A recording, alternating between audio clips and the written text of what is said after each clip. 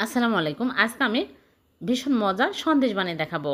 প্রথমে এখানে ১ লিটার দুধের ছানা কেটে নিয়েছি। তারপরে এর মধ্যে দিয়ে দিচ্ছি চিনি ১ টেবিল চামচ আর গুঁড়া দুধ 1/4 কাপ দিয়ে ভালো করে মাখিয়ে নেব।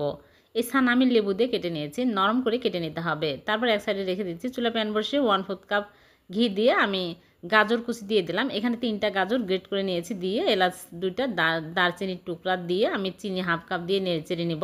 তারপর ১ কাপ লিকুইড দুধ দিয়ে আমি ঢেকে রেখেছিলাম। তারপরে নেড়েচেড়ে 1/4 কাপ গুঁড়া দুধ দিয়ে দিলাম। দিয়ে নেড়েচেড়ে এইরকম শক্ত হয়ে আসলে আমি মোল্ডে ঢেলে নিচ্ছি। তারপর আবার চুলায় প্যান বসিয়ে ঘি 2 চামচ দিয়ে ছানাগুলো দিয়ে নেড়েচেড়ে নিব।